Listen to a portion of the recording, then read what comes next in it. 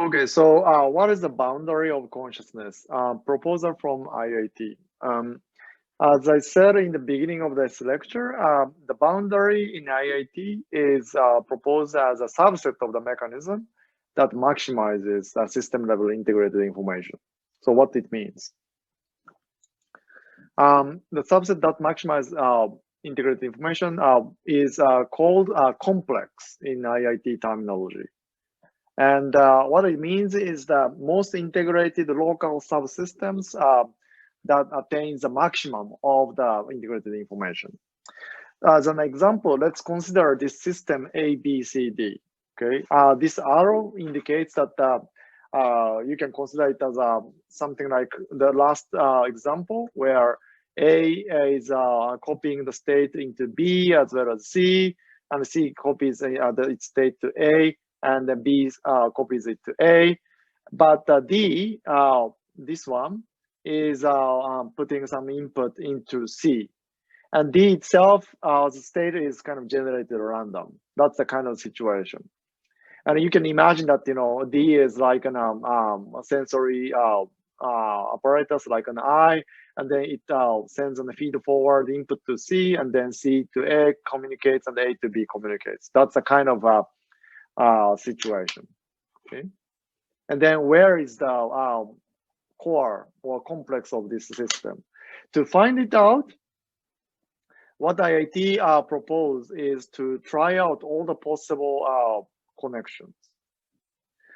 And in this case, to be exact in terms of mathematics, what we need to do is to try out this four components into 1 versus 3. And the number of these cuts is called 4 choose 1. It's a 4 possibility, only A out, only C out, only D out, only B out. Okay, and then another types of the cut is choosing 2 at a time. And the easy way to think about it is how the A is grouped with another one. A with C, A with D, A with B. So these are the 3 only possible ways to compute this, test this connection.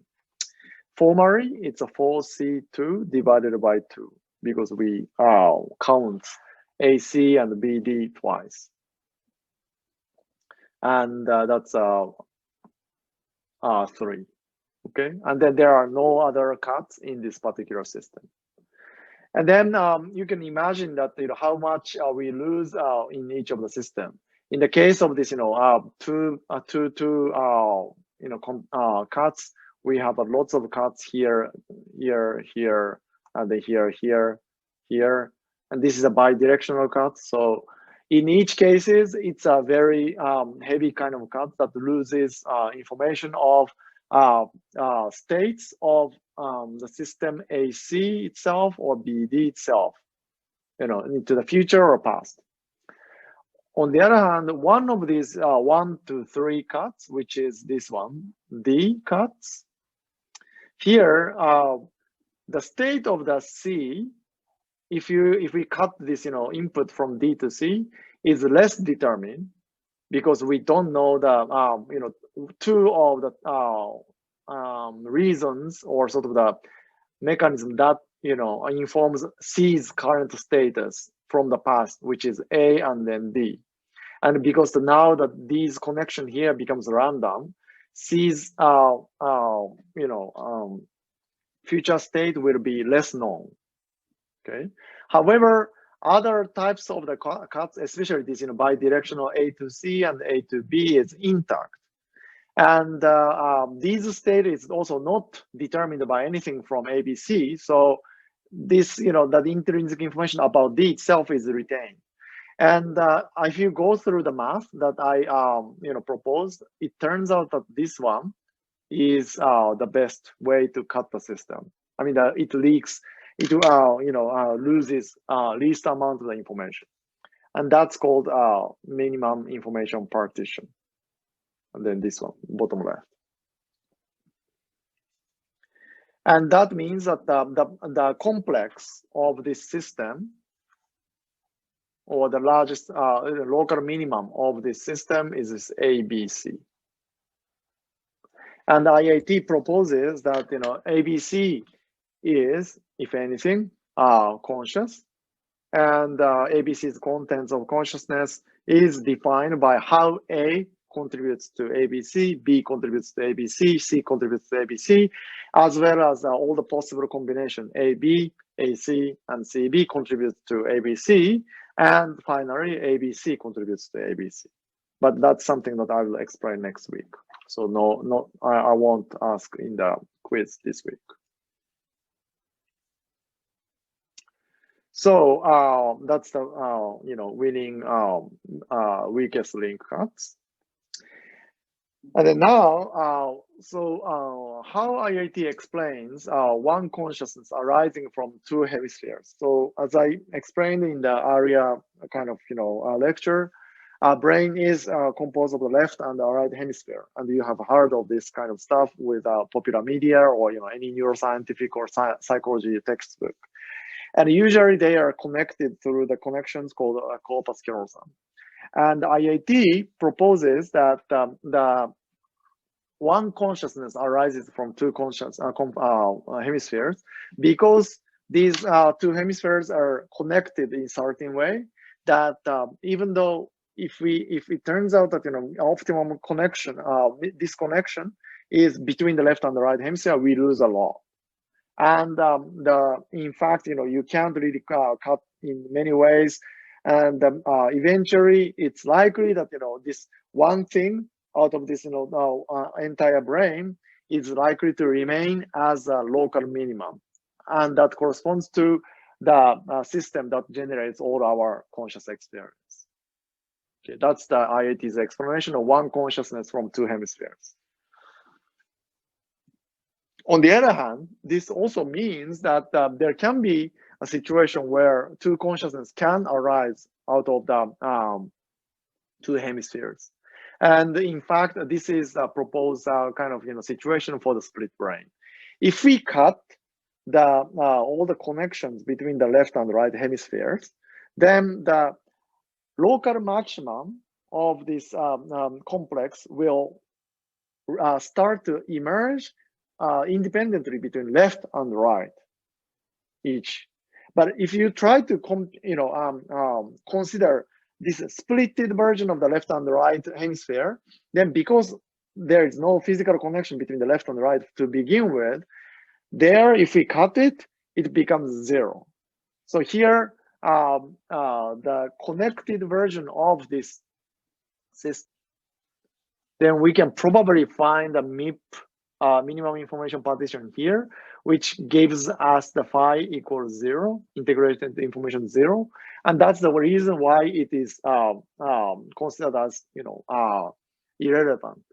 Instead, the subset of this bigger boundary, which is left hemisphere only or right hemisphere only, that generates its own conscious experience. And notice that the left side, the intact situation, the integrated information value is slightly bigger, but it's not that too small, 61 here. And exactly how much integrated information in the human brain, that's completely unknown. And it's a research question that is unlikely to be addressed in the near future. But there can be some kind of way to approximate or estimate how much this can be in the future research, and that's something that our lab is working on.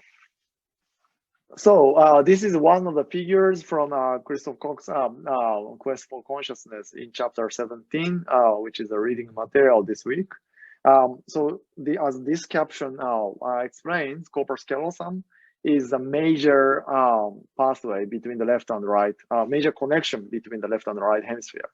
And it contains 200 million axons, and together with much smaller anterior commissure that is located in here, and connects the two cerebral hemispheres. Sensory or symbolic information is relayed from one side to the other in a complete split brain procedure. Both fibers are cut, both, corpus callosum and the anterior commissures are cupped. And the anterior commissure is kind of interesting for the Australian people in particular, because marsupials like kangaroo and koala and so on, they don't have a corpus callosum, but they have only gigantic anterior commissure. And we don't know whether their consciousness is split or not, but yeah, corpus callosum is evolutionarily, new thing, or not the kind of a structure that is preserved across all the animals. Okay, so this is the other way of depicting the corpus callosum. If you split the brain like left and right like this, then you should be able to see the bundles, fictitiously between these through this structure.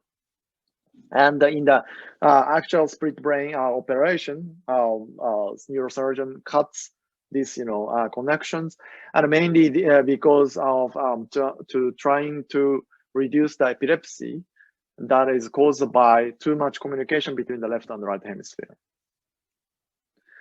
So this is a famous kind of split brain experiment and associated visual systems architecture. And I'm gonna probably ask this in the quiz. So in the control participants case, when you are looking at this black dot by eye fixating here, then as I explained in the previous lecture, right side of this fixation gets projected to the left side and the left side of the eye retina on both sides, and then projects to left visual cortex. Okay, and then left side of the visual field goes to right side of the visual cortex. And then if what happens if this person is blocked in the right eye, left eye can still, while looking at this fixation point, can still see the key, and then that goes to right hemisphere. And then through this corpus callosum connections, okay, that information can go to the other usually homologous areas, and then goes to other areas within this left hemisphere. And many of the people usually have a capacity to generate language on the left hemisphere. So in this case, most likely this person can say that, oh yes, I saw a key. And that's how it goes with the control participant.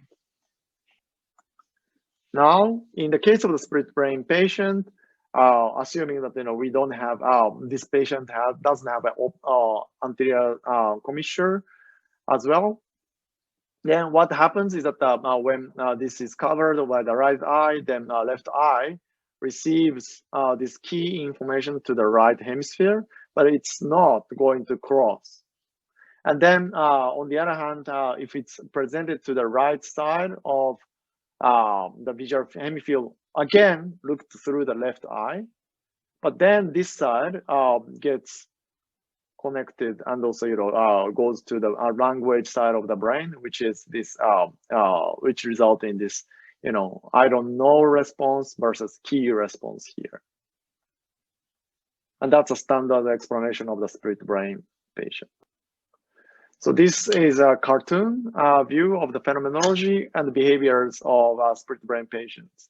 The top left basically says that when this person examines this split brain patient and then show a direction. By the way, this person is looking at this small dots in both cases, and then the left side of the visual field information goes to her right hemisphere, and the right hemisphere doesn't transfer the information to the left hemifield, and so she just says she just laughs, ha ha ha, because it says laugh. That's a command. And then this doctor asked, "Why are you laughing?" And then she says, what a way to make a living doing this kind of testing every day. Basically, she's giving an explanation to this doctor that, you know, she's laughing spontaneously, not because of the direction here on the display. And the same goes in this, you know, walk situation. If she is tested like this, then she just, you know, spontaneously moves out from the room. And then when the doctor asks, where are we going? Are you going? Then, oh, I wanted soda. So again, she doesn't say that, you know, she does that because she was asked to do that with this, you know, kind of, you know, direction. And in both of the cases, I think the original experiment was done in a way that, you know, this doctor ensures the split brain person was looking at the center, and then this letters and texts are carefully presented, but, you know, briefly presented, so they don't see the letter except for the left visual field. But it's not super clear exactly how this kind of experiment was done before, which poses some problem, as I say later. Okay, so this is a kind of the quick sort of quiz preparation, but what's happening here? So, you know, you should be able to fill in, but a word presented to left or right hemifield is sent to right or left side of the brain. And then here, because, you know, it's presented to the left visual field, is sent to the right side of the brain. The patient's the patient's right side of the brain controls, you know, behaviors across, you know, like, you know, moving or laughter and so on. But both sides can control this, you know, body. And the patient's left side of the brain can control language. Okay. And then in this particular patient, communication, and in this particular patient, communication between the left and right hemisphere is hemisphere are impaired, and therefore left side of the brain comes up with an excuse, and then gives a excuse of why she laughed or why she you know, walked away from the room. Okay. So that's a kind of the explanation for invoked in this split brain patient traditionally. However, this may not be actually true, and this has been questioned by Pinto et al. Recently. And this recent experiment was done in a very carefully controlled manner. And this Pinto is the guy who I know quite well, and he's a very careful psychologist. And when he basically redid this experiment by 2 patients, controlling eye movements and the duration of the stimulus and many things, then what he concluded is the following 3 things. First, he was able to replicate the traditional finding where when traditional is upper and then current finding is lower. According to current finding is a Pinto et al.'s paper. When patients were asked whether any kind of, you know, simple shape like, you know, circle and square are they same or not, then patients say that, you know, oh, I don't know. And then using the right hand or left hand doesn't matter. They just can't do it at chance performance. And then he basically replicated the same thing. But if the object is presented on only on one side of the view, then in terms of presence or absence, unlike previous, you know, traditional view, which says that because it's right hemifield, it gets to the you know, right hemifield, and then right hemifield cannot control the language, and so he says no, because you know, basically the brain that controls the language is seeing nothing here. Okay, right hemifield goes to the left side of the brain, and that one controls this language response, which says no. And then using right hand is also controlled by the left hemisphere, so he would also report no using the right hand. On the other hand, the left side of the visual input is controlled by the right hemifield. So that leads to the report of the yes, I saw something with the left hand. But what Yara Pinto found was that regardless of the report modality, left hand, verbal report, or right hand, these patients say, yes, I saw something. Okay. And then the other cases where it's when they presented the right side of the hemifield, then not only the verbal and the right hand response, which is controlled by the left hemisphere, but also left hand, which is controlled by right hemifield, seems to say, yes, I saw it. So there is something going on which we don't really understand yet, but that's the kind of the one of the frontiers of consciousness research. And as I emphasized in the beginning of this really beginning of the lecture series, that many things of what we learn, what you learned in this course is actually potentially challenged and revised over the next few years. And this is one of the quite striking example of potential revision of all these split brain finding. And we still don't know why this is actually possible. Why they can't do the same different judgment at all, but they can reliably see things on the right side only or left side only when the object is only one, and can be reported by any modality. We still don't know. Okay. So now I want to also show some of the phenomenology or behaviors of the split brain patient, which is quite striking. They describe in a correct manner. Similar visual stimuli are flashed into the left visual field, which go to the right hemisphere, such as a fork, like you see here. The patient will say, when asked, the experiment will ask, what did you see? And the patient will say, I didn't see anything. And the experimenter will then say, well, pick out the card that best describes what you may have seen. And sure enough, the patient goes out very calmly and points to the word fork.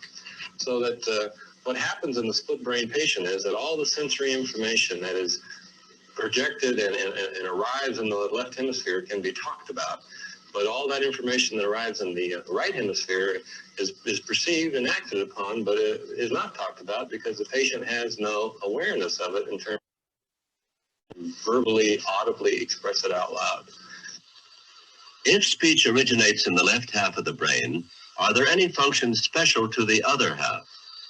Here, a split brain subject provides the answer. Speech originates in the left because the patient has no, they talked about the word fork. So that what happens in the split brain patient is that all the sensory information that is projected and arrives in the left hemisphere can be talked about. But all that information that arrives in the right hemisphere is perceived and acted upon, but it is not talked about because the patient has no awareness of it in terms of his ability to verbally, audibly express it out loud. If speech originates in the left half of the brain, are there any functions special to the other half? Here, a split brain subject provides the answer. As he tries to copy this pattern with blocks, we discover his ability is confined to his right half brain. Now let's remember that the left hand is governed from the right hemisphere, and you will see that he has absolutely no problem in solving the problem. When the patient tries to solve the problem with his right hand, which is governed from the left hemisphere, we find that he is not capable of doing it. Namely, that the right hand, which is governed from the left hemisphere, is intrinsically incapable of performing this kind of visual constructional tasks. It's interesting to note that the whole perspective is gone. He has 3-in-1 block combinations. It doesn't even square them up. You can see the left hand wants to keep helping the right and is interfering. Well, we're now seeing that the left hand can perform the problem and that the right hand cannot. Now the question becomes, what happens when you allow both hands together to try to solve the problem? And what we find out is that they fight over each other. One hand knows how to do it, and one hand does not, and so they more or less squabble. And the reason for this is that the hemispheres are disconnected. The right hemisphere controls the left hand, and the left hemisphere controls the right hand. And these are almost mutually independent systems. It was as if two people were fighting over performing this task. One knew how and one didn't, and one would fight for dominance of the situation. So what this YouTube video of the split brain patient shows is that it's very likely that the right hemisphere is of this patient was probably highly intelligent and also purposeful and for all purpose and also intents and purposes. It is probably possessing consciousness. And as you were able to see, when the right hand, which is controlled by the left hemisphere, was trying to do this, block task, they cannot. That one just cannot do it, right? Which is quite interesting because if you are right-hander or left-hander, normally, without any split brain operation, you can do this type of the block operation with the right hand or left hand, normally, almost at the same performance. But after the split brain operation, this kind of thing is repeatedly shown. This is a very reliable thing, unlike Pinto's challenge. Right hand just cannot do this block operation. However, with the left hand, it's super easy, and then this patient can do it really quickly. And it seems the hemisphere knows about this fact because, unless this left hand was prohibited to participate, it tries to help the right hand, and then that was kind of punished. So it's almost like a quarrel or fights going on between the one side of the one body and one sort of the skull, but fighting these things between the two persons, and that's the sort of the traditional kind of interpretation of two minds, two consciousness within one body. All right. So now I want to also discuss or sort of show this striking example of the case which was relatively recently reported, and it's been almost like maybe 10 years or so. But there was a very rare situation where two brains are connected, so-called conjoined twins.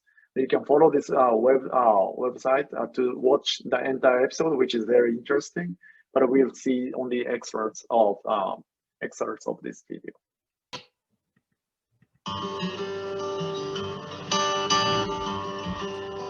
In a scenic corner of British Columbia, Canada, in an unexceptional suburban park, come on over here, I meet two extraordinary little girls. High fives! Yay! Tatiana and Krista are conjoined twins, a most unlikely result of life's genetic lottery. Over here! Like any 5-year-olds, they've got energy and curiosity to burn, but they've also got the scientific world enthralled by their incredible brains. It's like it's almost like being a hybrid. A hybrid? They're hybrid pretty much. Like they can do things that nobody else can do. Talk about teamwork. Yeah. It's the definition of it, isn't it? Oh yeah, definitely. When you first see Tatiana and Krista, it's hard not to be confronted by how they look. And given the risks and challenges that face all conjoined twins, you can understand any parents deciding to not proceed with the pregnancy. But Felicia Hogan never had any doubts. You're going shopping. Each twin is very much her own person. Who's been the bossy one now? You are, aren't you? Krista in the blue dress is bolshy. Tatiana in pink is more gentle. Different personalities, but with an incredible mental connection. You good? You good? You sure? Two separate brains that can behave as one. They can sit there and not say anything to each other, and all of a sudden one will pop up and grab something to eat for the other one. Like there's no words being spoken between the two of them at all, and they know exactly what the other one wants. Tickle one. Yeah, and the other one laughs. Yeah, you can pinch one, and the other one will cry with her. She's feeling it. From the first prenatal scan, it was clear that the Hogan twins were unique. Here you can see each of their two heads, in medical terms known as craniopagus conjoined twins. What are the chances? Just 1 in 2.5 million. Raising Krista and Tatiana isn't easy, and the entire extended family share the load. Big hug. Oh. Louise McKay is the girl's grandmother. She's more like a second mum. Yeah, but you. They certainly haven't been wrapped in cotton wool, have they? No. They've had to live and learn. Definitely not, no. We've allowed them to be as normal as any two little girls can be. You're very proud of them, aren't you? Yep, I sure am. It's not medically possible to separate Tatiana and Krista. Each girl has her own organs, but their vascular system works as one. Their blood pumps through one girl and then through to the other. Tatiana's doing most of the pumping. Her metabolism works double time, which is why she's smaller, less robust. To look at, Tatiana physically seems the weak one. Yes. But she's the engine room. She's the engine room. She's pumping all that blood yeah, she's over to Krista. Yeah, she's doing all the hard work to keep them both going. How their bodies work together is remarkable, but it's how their brains work together that has really caught the imagination of medical researchers. Early tests, when they were still babies, revealed that their two brains are so connected they can even see for each other. They covered one baby's eyes completely, and then they flashed a light in her eye, and those signals were actually found on her sister's side as well as hers, which means she was seeing what her sister was seeing. Wow, 4 sets of eyes, Yeah. 2 brains. Yeah. Connection. So if I was to go, hi, how are you? To demonstrate, Mum Felicia covers Krista's eyes and places a stuffed toy in front of Tatiana. Despite her eyes being covered, Which one? Krista can still see the pig. Krista, what's Mommy holding? A baby. That's right, Mommy's holding the piggy. Goodness me. So the video was recorded in 2012, and at that time, the Tatiana and the Krista was 5 years old. Now they must be 13 years old. What's known afterwards is not so clear to me yet, but the situation seems just so exciting, and every time I watch this video, it's so overwhelming in many ways. So that let's see what we can think about this kind of situation from IIT perspective. So as the video kind of implies that the two brains are mostly independent, okay? And then most likely the brain shares a little bit of some kind of connection between them at the level of thalamus or brainstem. I'm not so sure exactly what's going on in their case yet. But one possibility of this situation, according to IIT, is that as long as inputs or outputs are just shared, but the local maxima of the brain is, in this case, it's not separated two hemispheres, but one hemisphere for the two hemispheres for one consciousness and another two hemispheres for one other consciousness. And then sensation or thoughts possibly can be shared through between them by this bridge kind of connection. Feed forward input for visual information may be easier to explain by sharing these inputs.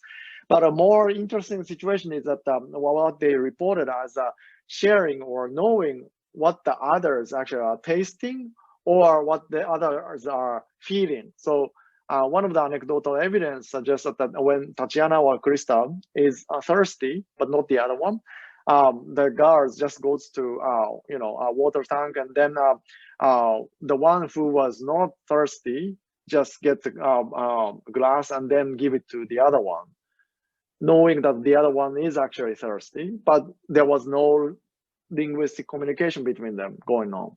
And they know that, they say that they know that the other one was thirsty. So this kind of thing seems to suggest that there is a feedback, or what's generated inside of the consciousness goes down and then communicate the other one, kind of thing. But we actually don't know what's going on inside of their brain and also the conscious phenomenology.